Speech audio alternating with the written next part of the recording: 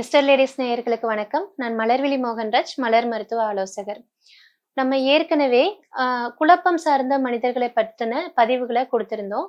இனி அடுத்த குரூப்பான பயம் சார்ந்த மனிதர்கள் அப்படிங்கிற குரூப்ப பத்தி நம்ம இன்னைக்கு பார்க்க போறோம். இதுல 5 வகையான மலர் மருந்துகள் இருக்குது. எந்த மாதிரியான பயம் இருக்கக்கூடிய மனிதர்களுக்கு எந்த மலர் மருந்துகள குடுக்கணும் அப்படிங்கிறதுக்கான தெளிவ நம்ம இந்த வீடியோல குடுக்க போறோம். முதல்ல பார்த்தீங்க அப்படின்னா, மிமுலஸ் அப்படிங்கிற மலர் மருந்து தேவைப்படக்கூடிய மனிதர்கள் யார்? அவங்களுக்கு எப்படி இந்த இந்த மருந்து தான் தேவை அப்படிங்கிறத நம்ம கண்டுபிடிக்கிறது அப்படிங்கிறத பார்க்கலாம். மிமுலஸ் அப்படிங்கிறது என்னன்னு பார்த்தீங்கன்னா, நமக்கு தெரிஞ்ச பயம். அதாவது டே டு டே வாழ்க்கையில நம்ம பார்த்துக்கிட்டு இருக்கிற விஷயம். இதனால தான் நான் பயப்படுறேன் அப்படின்னு ஒரு ரீசன் தெரியுது. இந்த விஷயம்லாம் இப்படி போயிட்டு இருக்குது. அதனால எனக்கு பயமா இருக்குது. இது இப்படி போயிருமோன்னு எனக்கு டவுட்டா இருக்குது. அதனால எனக்கு பயமா இருக்குது அப்படின்னு சொல்ல முடிஞ்சுது அப்படின்னா, அததான் வந்து மிமுலஸ் பயம் அப்படின்னு நான் சொல்லலாம். என்னலாம் அதுக்கு எக்ஸாம்பிள் அப்படின்னு பார்த்தீங்கன்னா, எனக்கு வலி அப்படின்னா பயம். எனக்கு ஏற்கனவே வலிச்சிருக்குது. அந்த வலி எனக்கு ரொம்ப கஷ்டமா இருந்தது. ஸோ எனக்கு வலினா பயம். டிரைவ் பண்றதுக்கு எனக்கு பயம். பக்கத்துல எல்லாம் நெறைய வண்டி வருது. எனக்கு சரியா டிரைவ் பண்ண தெரியாது. அதனால எனக்கு டிரைவ் பண்றதுக்கு பயம். அ டீச்சர்ஸ பார்க்கும்போது பயம். அவங்க ரொம்ப இப்ப நான் சொல்லும்போது என்ன பண்றேன் அப்டின்னா, அதுக்கான ரீசன்ஸ கூட சேர்த்து நான் சொல்லிட்டே இருக்கேன் பார்த்தீங்களா? அதுதான் வந்து மிமுலஸ் பயம். டீச்சர நான் வந்து பார்க்குறேன். அவர் ரொம்ப ஸ்ட்ரிக்ட்டா இருக்கிறாரு, அடிக்கிறாரு. அதனால எனக்கு பயமா இருக்குது. ஸோ டீச்சர பார்த்தா பயம். இந்த மாதிரி நம்ம டே டு டே லைஃப்ல பார்த்துட்டு இருக்க அன்னாடம் பார்க்கக்கூடிய விஷயங்கள். அதனால நமக்கு வரக்கூடிய பயத்துக்கு மிமுலஸ் அப்படிங்கிற மலர் மருந்த குடுக்கலாம்.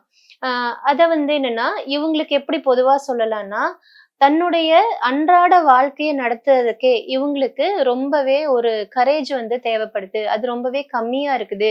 அப்படின்னு நீங்க ஃபீல் பண்ணீங்க அப்படின்னா, இந்த மலர் மருந்து மிமுலஸ் அப்படிங்கிற மலர் மருந்து எடுத்து கொடுக்கும்போது, அவங்க ரொம்ப தைரியமானவங்களா மாறி, அவங்களுடைய அன்றாட பணிகளையும், அன்றாட வேலைகளையும், அன்னாடம் லைஃப்ல ஃபேஸ் பண்ண வேண்டிய விஷயங்களையும் ரொம்பவே சுலபமா ஃபேஸ் பண்ணக்கூடிய கரேஜ் அப்படிங்கிறது, தைரியம் அப்படிங்கிறது அவங்களுக்கு கிடைக்கும்.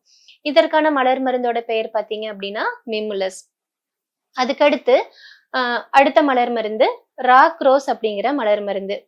இந்த ராக் ரோஸ் அப்படிங்கிற மலர் மருந்து எந்த மாதிரியான பயம் இருக்கும்போது நம்ம எடுத்துக்கணும் அப்படின்னு பார்த்தீங்கன்னா, ஆ கிட்டத்தட்ட ஒரு உறைந்து போகக்கூடிய ஒரு பயம்.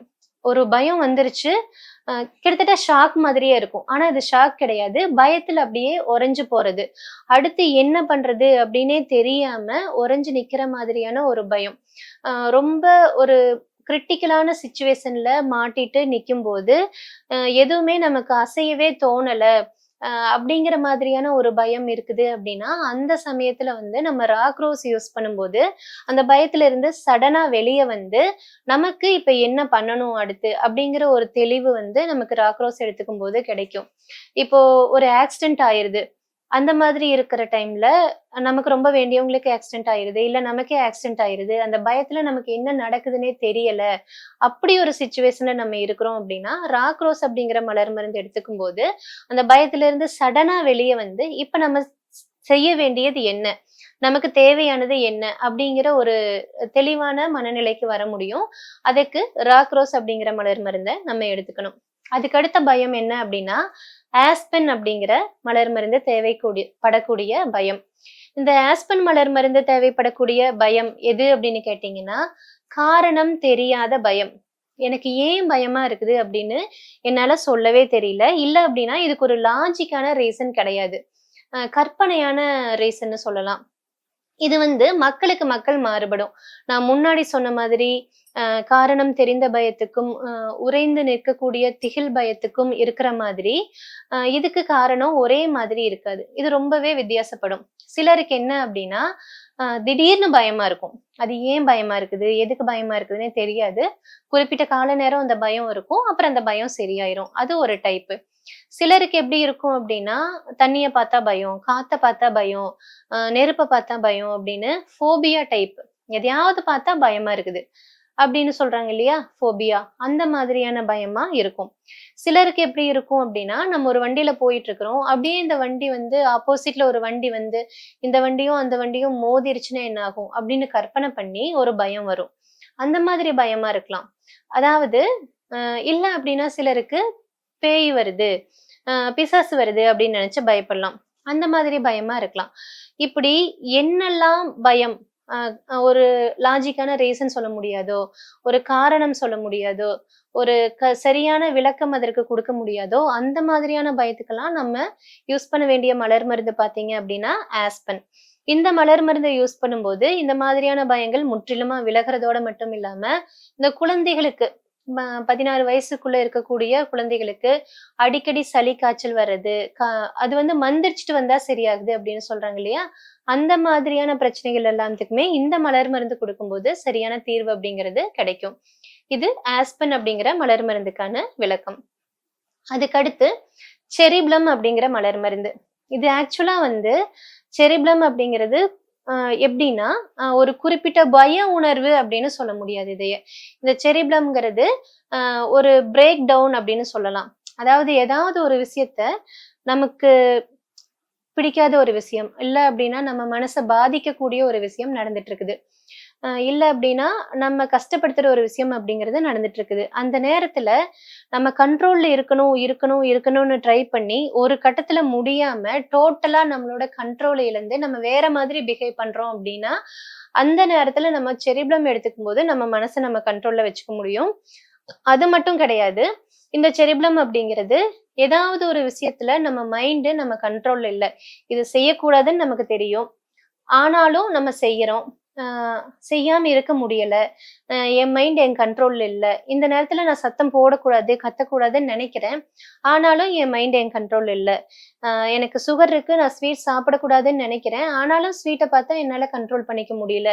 இந்த மாரி நம்ம மனசு நம்ம கண்ட்ரோல்ல இல்ல அப்படின்னு நினைக்கக்கூடியவங்க எல்லாருமே செரிப்ளம் எடுத்துக்கொள்ளும்போது, மைண்ட் அப்படிங்கிறது நம்ம கண்ட்ரோல்ல இருக்கும். நம்ம என்னெல்லாம் செய்யணுமோ அத மட்டும் செய்வோம். செய்யக்கூடாது அப்படின்னு நம்ம நினைக்கிற விஷயங்கள நம்ம செய்ய மாட்டோம். அதே நேரத்துல திடீர்னு உடைஞ்சு போய் கத்துறது, திடீர்னு பிரேக் டவுன் ஆகுறது, அந்த மாரி விஷயங்களும் நம்ம செய்ய மாட்டோம். இதுக்கெல்லாமே செரிப்ளம் அப்படிங்கிற மலர் மருந்து அற்புதமான பலன்கள வந்து நமக்கு கொடுக்கும். அதுக்கடுத்து ரெட் செஸ்னட் அப்படிங்கிற பயம். இந்த பயம் பார்த்தீங்க அப்படின்னா, அம்மாக்களுடைய பயம் அப்படின்னு பொதுவா சொல்லலாம். என்னன்னா, நமக்கு ரொம்ப நெருங்குனவங்களுக்கு, நமக்கு ரொம்ப பிடிச்சவங்களுக்கு ஏதாவது பிரச்சனை ஆயிடுமோ, ஏதாவது தவறா நடந்துருமோ, அவங்களுக்கு ஏதாவது பாதிப்பு நடந்துருமோ அப்படிங்கிற பயம் தான் வந்து ரெட் செஸ்னட் பயம். இந்த பயம் இருக்கக்கூடியவங்க என்ன பண்ணுவாங்க அப்படின்னா, தனக்கு ம் தன்னுடைய மிக நெருங்கிய உறவுகள் எங்கேயாவது வெளிய போயிருந்தா, திருப்பி, திருப்பி, திருப்பி கால் பண்ணிக்கிட்டே இருக்கிறது. இல்ல அப்படின்னா, அவங்களோட சேஃப்டிய வந்து நம்ம கன்ஃபார்ம் பண்ணிக்கிட்டே இருக்கிறது. இல்ல அவங்கள வெளியவே அனுப்ப மாட்டேன் அப்படின்னு சொல்றது. அம்மாக்கள் வந்து குழந்தைங்கள சைக்கிள் ஓட்ட விட மாட்டேன். இல்ல அப்படின்னா நீச்சல் அடிக்க விட மாட்டேன். இந்த மாரி அவங்க வயசுக்கு தேவையான விஷயங்கள கூட செய்ய அலோவ் பண்ண மாட்டேன் அப்படின்னு சொல்றதுக்கெல்லாம் ரீசன் பார்த்தீங்கன்னா, இந்த பயம் தான். இந்த இந்த மாதிரி ரொம்பவே கிடுக்குப்பிடி போட்டு, உனக்கு ஏதாவது ஒரு டூருக்கு அனுப்புனோம் அப்படின்னா, அங்க ஏதாவது ஆயிருச்சுன்னா என்ன பண்றது? என் குழந்தை யாராவது ஏதாவது பண்ணிட்டாங்கன்னா என்ன பண்றது? இந்த மாரி பயந்துட்டு இருக்கக்கூடிய அ பெர்சன்ஸுக்கு நம்ம இந்த ரெட் செஸ்னட் அப்படிங்கிற மருந்து குடுத்தோம் அப்படின்னா, அந்த பயம் நீங்கி, அ அதாவது தன்னுடைய நிகழ்வுகள், ஒவ்வொரு நிகழ்வுகளையும் நெகட்டிவா எக்ஸ்பெக்ட் பண்ணி, தன் கைக்குள்ளேயே வச்சுட்டு இருக்கணும். அவங்களுக்கு எதுவும் ஆயிறக்கூடாது. அப்படிங்கிற மாதிரியான பிரச்சனைகளிலிருந்து தான் விடுபட்டு, இயல்பா எல்லாரும் மாதிரியுமே இருக்கிறதுக்கு ஆரம்பிச்சுருவாங்க. அதுக்காக ரெட் செஸ்னட் அப்படிங்கிற மருந்துகள நம்ம கொடுக்க முடியும். இந்த இப்ப நான் சொல்லக்கூடிய எல்லா மருந்துகளுமே வந்து பயம் அப்படிங்கிற கேட்டகரி கீழ வருது.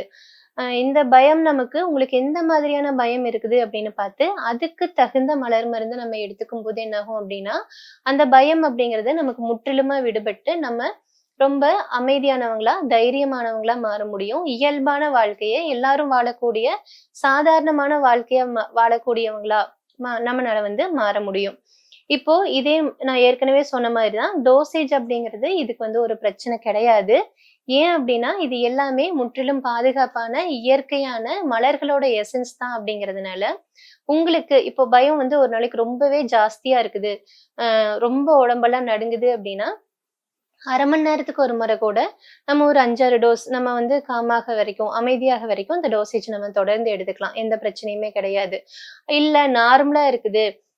பயம் வந்து கம்மியா தான் இருக்கு. ஆனா அந்த பயங்கிறது டோட்டலா என்ன விட்டு போகணுங்கிறதுக்காக மட்டும் தான் நான் வந்து மெடிசின் எடுத்துக்கிறேன் அப்டின்னா, ஒரு நாளைக்கு காலை, மதியம், மாலை அப்படின்னு காலை, மதியம், இரவு அப்படின்னு 3 நேரமுமே 3 டிராப்ஸ் விட்டு நீங்க டோசேஜ் எடுத்துக்கலாம். அத பத்தி பெரிய தவறுகள் அப்படிங்கிறது கிடையாது. ஏன் அப்படின்னா, இது எல்லாமே முற்றிலும் பாதுகாப்பானது. அடுத்த குரூப்பான நிகழ்நிலையில் இல்லாத மனிதர்கள பத்தி நம்ம அடுத்த வீடியோல பார்க்கலாம்.